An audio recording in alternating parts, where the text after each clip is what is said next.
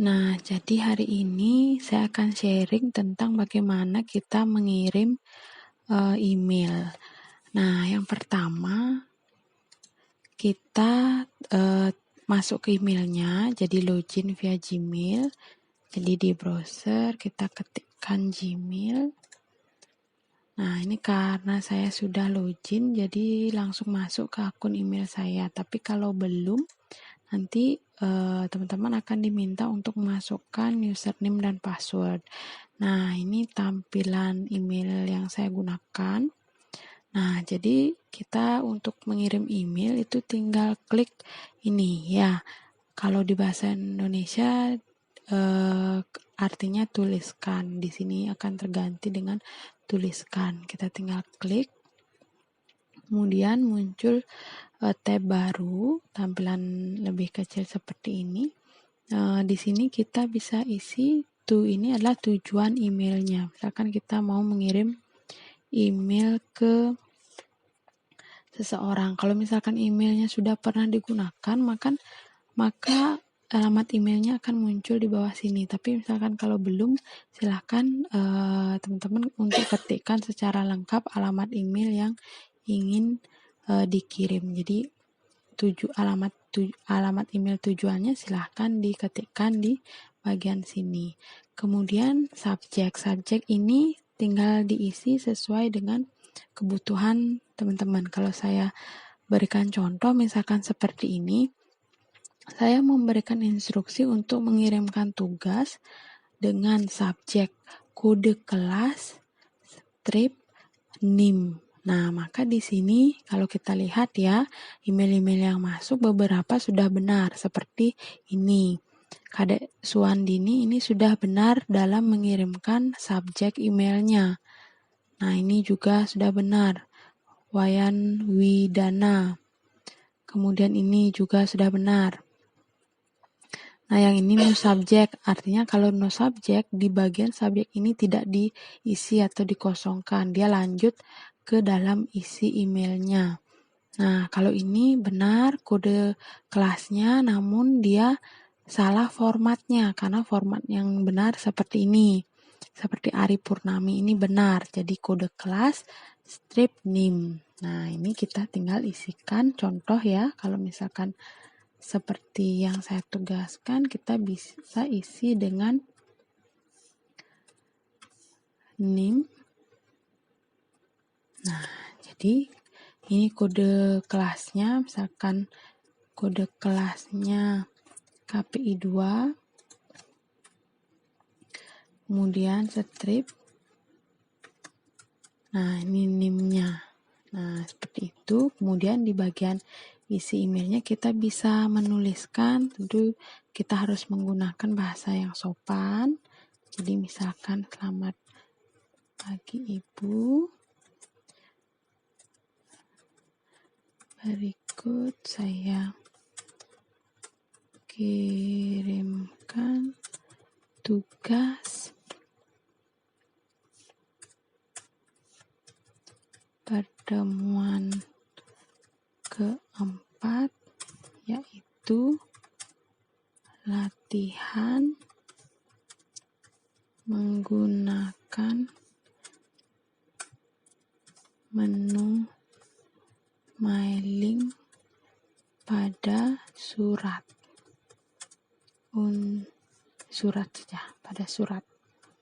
Terima kasih. Kita isikan salam penutup. Nah, kemudian kita tinggal lampirkan, karena ini saya mau misalkan contohnya mengirimkan tugas, jadi saya lampirkan filenya. Kemarin saya memberikan tugas di kelas itu membuat latihan mailing, jadi menggunakan menu mailing pada surat. Nah, yang saya tugaskan yaitu mengirimkan format file dalam Microsoft Word. Jadi ini. Dan satu lagi, boleh database mailing surat dengan Excel atau dengan Microsoft Access yang formatnya MDB. Jadi bisa salah satu saja dikirim. Contoh misalkan ini. Nah, jadi 2 file ini saja, atau kita bisa mengirimkan format yang MDB-nya, misalkan ini. Nah, jadi 2 file saja, surat dan database mailingnya yang sudah kita buat tentunya. Kalau sudah, sekarang kita kirim send atau kalau di Indonesia kan, kalau bahasa Indonesia di emailnya ini tinggal dikirim saja. Jadi di sini sudah ada beberapa pilihan-pilihan untuk kita bisa tambahkan di email kita. Kalau ini kan untuk formattingnya, kalau ini untuk menambahkan file atau dokumen yang ingin kita lampirkan pada email. Sedangkan kalau ini itu untuk menambahkan link. Kalau di sebelahnya ini emoji, kalau ini untuk menambahkan Google Drive, kalau ini foto. Nah, ini untuk turn in confidential mode on atau mode off-nya. Nah, seperti itu kira-kira. Nah, kalau sudah, baru kita kirim. Nah, di sini akan terlihat pesan message send, unduh, atau kita view message-nya. Jadi, pesan yang tadi yang kita email, yang kita kirim itu sudah terkirim. Kita bisa cek di send atau di terkirim, maka akan muncul ini. Nah, ini jadi ini alamat email saya. Nah, dikirimkan ke ini. Nah, ini isinya, ini subjeknya. Nah, kenapa sih subjek itu penting untuk diisi?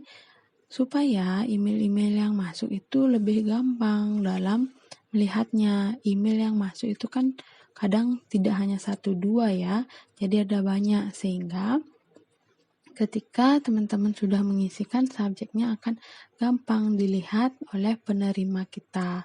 Nah, seperti ini kan banyak sekali juga email-email kita. Nah, namun kalau misalkan sudah ada subjek yang jelas, nah diceknya juga akan lebih gampang dan lebih cepat seperti itu. Jadi email yang kita kirim akan mudah diketahui oleh penerima kita. Nah, seperti itu kira-kira pentingnya memberikan subjek dan bagaimana cara mengirim email yang baik. Jadi sesuai dengan instruksi dan menekankan untuk tetap menggunakan bahasa yang baik dalam pengiriman email, kemudian pengisian subjek juga, menambahkan file yang dibutuhkan. Seperti itu kira-kira. Nah, semoga tutorial kali ini bermanfaat dan bisa diikuti dan diterapkan dalam kehidupan sehari-hari, baik itu dalam mengirim tugas atau yang lainnya. Terima kasih.